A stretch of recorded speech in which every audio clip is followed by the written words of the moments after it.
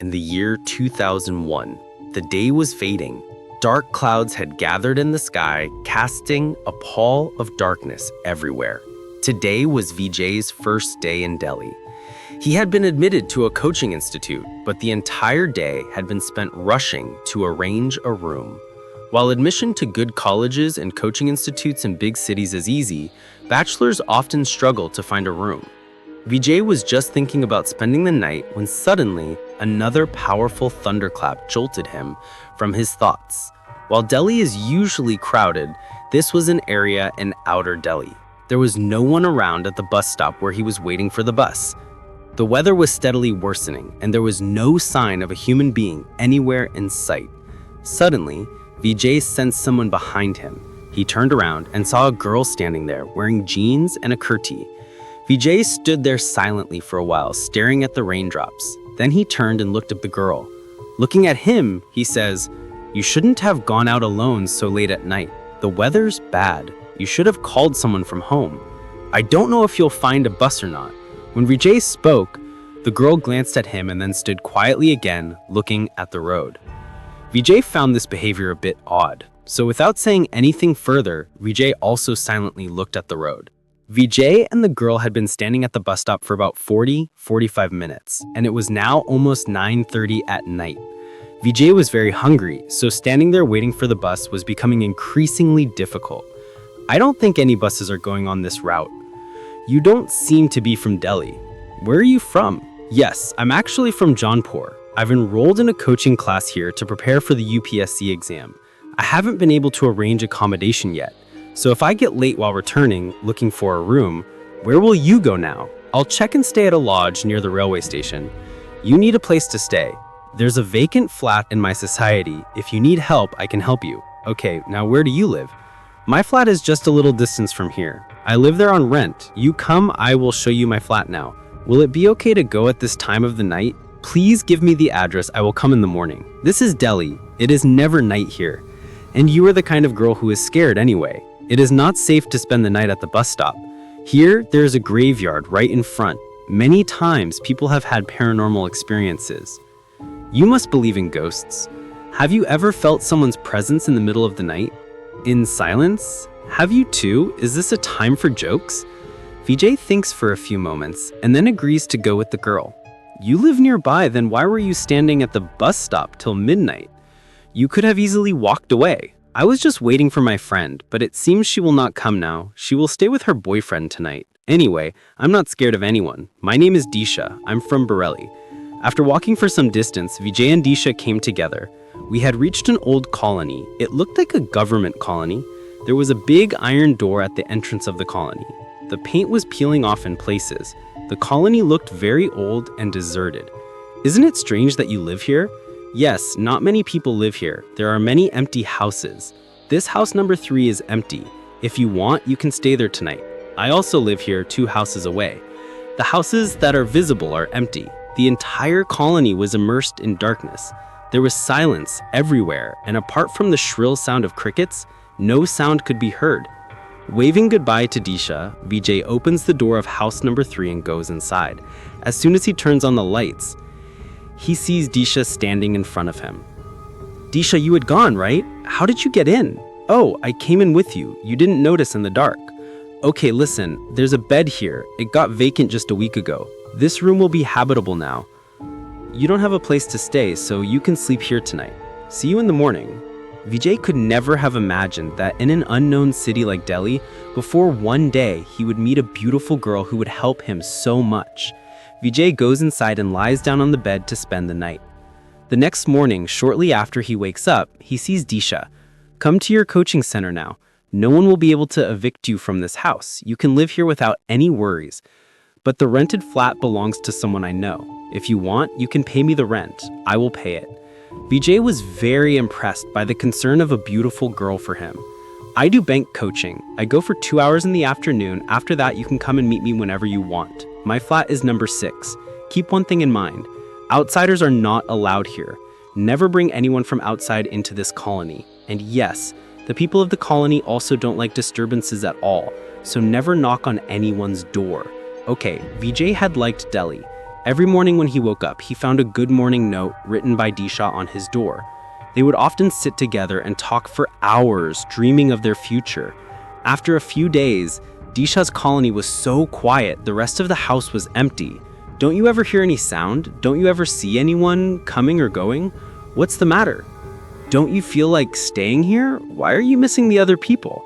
I told you that the people living here don't like disturbances. That's why they mostly stay indoors. No, there's nothing to feel like staying here. You are with me, right? I just asked like that. Vijay felt that Disha's eyes changed a little at that, and her tone became a little harsh. Maybe Disha was becoming possessive. She didn't like me asking about anyone else. With each passing day, Vijay was getting closer to Disha. It was a beautiful, cold evening of January. Vijay was sitting on the terrace of his flat, his head on Disha's shoulder. Disha, you live just 2 houses away, but now I can't tolerate this distance of 2 houses from me. Tell me one thing honestly. Do you love me? I love you more than you can even imagine. I am ready to go to any extent to get you. I think about it. If you love me, you will have to cross all limits. Otherwise, we will remain friends. Okay, now the decision is made. Why are we on separate flights? They live together, right? Disha was sitting with her head on Vijay's shoulder. Vijay was talking to her while playing with Disha's long hair. When he saw a man standing on the terrace in the distance, staring at her, he said, "Come on, let's go downstairs." I don't know who that man is. Whenever I sit here with you, I don't know why he stares at me with such strange eyes. I don't know if he's a man or a ghost. Who stares so wide-eyed? You should be a little careful. Yes, I don't feel right about this man. He's not a threat to me. Don't worry, leave him. On Vijay's insistence, Disha had now moved into his flat. They had started living together and were very happy with each other. Hey friend, as soon as something ends, you disappear like a lion on a donkey's head. Hey brother, now a year has passed. Now spend some time with us. We are not so bad that you can't even talk to us. What's the matter with Disha?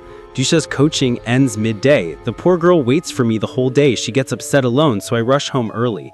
Disha, I mean, you're married. No, I'm not married. Disha is my girlfriend. We both live together. Oh, brother, you're talking nonsense. I mean, without marriage, then I will have to meet Bobby. Look, a girl who trusts an unemployed guy like me is a good idea. After listening to Mohan, Vijay agrees to take him to his room. Reaching the society gate, Mohan sees an old dilapidated ruined society ahead. There's a gate to enter the society, which is covered with bushes. Entering through the open gate, Mohan looked around surprised. You live in this society? Are you joking? I've only met you since the morning to joke with you, haven't I? What's the point of joking? I really live in this society. As far as I know, this society has been lying vacant for the last 6 years. Hey, you're an outsider, but we were born here in Delhi, right? You were trying to fool us. You've gotten the wrong information, friend. Come, I'll show you my room. Why would I fool you? Mohan was looking at this society's houses in surprise. Just then, Vijay stops in front of house number 3. I've reached my flat. Let's go inside. Mohan goes inside and sees that the entire flat was filthy. There were spider webs everywhere. The walls had turned black from dampness and the floor was completely covered in dust and dirt. Vijay, you're joking. You see the condition of this house. Not only humans, but even wild animals wouldn't live in this house. And you're saying you live in this house? I can't believe my own eyes. Friend, I'm not lying. I've been living in this house for the past year, and it's not at all what you see. I don't understand how the condition of this house changed so much in just a few hours. Friend, it's a clean, sparkling house. Disha takes great care of the house. Where is your Disha? Can't you see her? You were saying she lives in your room. Hey brother, what kind of girl would live in such a house? What kind of girl would live in such a house? What kind of mental balance would you have? You are not spoiled, friend. Tell me the truth. Are you still having all this fun? Oh, my mind is not working. What am I seeing? As soon as Vijay says this, the only light bulb in the house suddenly starts fluctuating and a cold breeze brushes his body. The air inside the room becomes heavy and a knocking sound comes from the inner room. It seems Disha is in the inner room. Let's go and see. Vijay goes inside and sees dirt and dampness everywhere. Then he hears a knocking sound coming from the outer room. Vijay takes his friend into the outer room in surprise when he hears the sound of banging on the inner room's door once again. Brother, I think we should leave. Something's not right here. You must have misunderstood something. Listen to me, go home for a few days. You're not feeling well. It wouldn't be right for you to stay here. Wait a minute. I remember Disha packed me some food this morning. I forgot to take the tiffin. It must still be in the kitchen. Wait, Vijay runs to the kitchen and sees that there indeed is a tiffin there. Look, I told you. Here's my tiffin. Open it and you'll find pasta in it. Mohan opens the tiffin. The food inside the tiffin smelled bad, and small insects were crawling inside. Okay, let's ask the neighbors. This man for admitting that every day he used to secretly watch a couple of lovers. Not only this, I have felt something different for Disha in his eyes. Are you mad? Till now, I only had my doubts, but today I am convinced that you have gone crazy. This boy used to sit on the terrace of the vacant DDA flats in front of me every day and mutter something to himself. He used to behave as if he was sitting with someone. He would laugh and mutter alone, and then after looking at me many times, he would turn his face angrily and go down. To me, he seemed like some crazy lunatic who used to go to the terrace of those empty ruins to do God knows what. Shut your mouth. He's lying. You saw me, but you did not see Disha. I used to go with her to the terrace every day. Brother, get some treatment done. Vijay, there's no one who has seen her till date. You take care of yourself, my friend. The more you think about it, the more you will trouble yourself. Look, I'm your friend. I don't wish you any harm. Right now, just go home for a few days and tell your family the truth. Whatever you saw with your own eyes all these days was nothing but an illusion. We're not your enemies, and this uncle is also saying the same thing he saw. Vijay couldn't understand whether what he was seeing now was a lie or what he had seen or lived for the past year was a lie. Convincing himself that he had been living in an illusion, a lava, for the past year wasn't easy at all. Vijay saw everything spinning around. Vijay, brother, the place you're calling your room isn't an inhabitable condition at all. You do this. Come with me to my room and leave for your village from there. Vijay nodded, and then Mohan took him to his room. The next morning, Mohan took him to his village bus. Vijay had returned to his village, but it seemed as if he had forgotten himself and was always sitting alone, trying unsuccessfully to draw a face with a pencil. A month had passed since Vijay returned to his village. Everyone at home was tired of convincing him that Disha was just a figment of his imagination, but Vijay refused to listen. He was no longer interested in his studies, nor did he talk to anyone. Meanwhile, he was selected for a government job. Vijay joined the job. With the pressure of work and the passage of time, he slowly began to return to normal. Today was December 20th, the same day when Vijay had first met Disha. For some unknown reason, Vijay was repeatedly thinking of Disha. Late that night, he felt as if Disha was calling him. Vijay got up and looked outside the room, but there was no one outside. Suddenly, he heard Disha's voice again from the rooftop. Vijay reached the rooftop, running like a madman, and saw Disha standing there smiling at him. Vijay ran and took her hand. You've come, Disha. I knew you were here. Where did you go leaving me? Come, I will introduce you to everyone.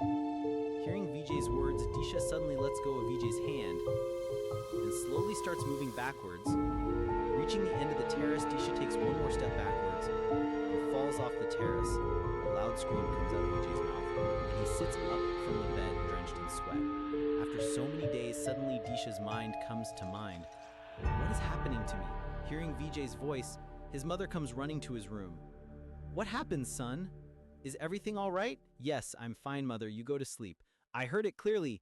Disha shouted, saying this, that witch must have gotten into all this. The next morning, son, see, a proposal has come for you. There is a girl from Bareilly. She looks good. You should see and tell us how she is.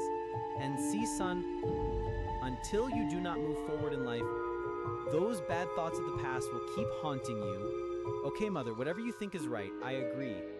After Vijay says yes, soon Vijay's entire family reaches Dristi's house for the engagement. Go, son, show the house to your son-in-law and bring him back. Dristi takes Vijay to show the upper floor. Going upstairs, Vijay's feet suddenly freeze upon seeing a picture. What happened? This is my sister Disha's picture. 5 years ago, she went to Delhi to study. She loved a boy, but he betrayed her and left her. Didi waited for him, but when he didn't return, she committed suicide in despair. She died. When did she die? 4 years ago, but she's around us. I can feel my sister. There was a deep bond between us. What happened? Are you all right? Please come downstairs. I'm not feeling well. I don't know if it was a coincidence or something else. Vijay was engaged to Disha's sister, Drishti. Vijay was feeling very uneasy, but despite wanting to, he couldn't say anything to anyone. And even if he had, who would believe him? A month passed in such unease, and the wedding day arrived. After the wedding, Drishti sat in Vijay's room, hiding her face behind a veil, waiting for him. When Vijay's footsteps entered the room, Drishti became a little more careful. She sits down after a few moments. Vijay lifts Drishti's veil. I told you, my love, I will not leave you even after death. You made me wait for a long time now. No one will be able to separate us. Saying this, Drishti starts laughing out loud. It did not take long for Vijay to recognize that this voice was not of Drishti but of Disha. With trembling hands, he got up from the bed and stood away. Drishti's pupils were slowly turning white. Her face looked horrified and dull. She was moving towards Vijay with slow steps, and Vijay fell on the ground with a trembling body. You love me a lot. You can't even imagine I love you that much. I am ready to go to any extent to get you. I think so. If you love me, then you will have to cross all limits to fulfill it. Otherwise, we will remain friends. Okay, now the decision is made. If you like this story, then subscribe to us.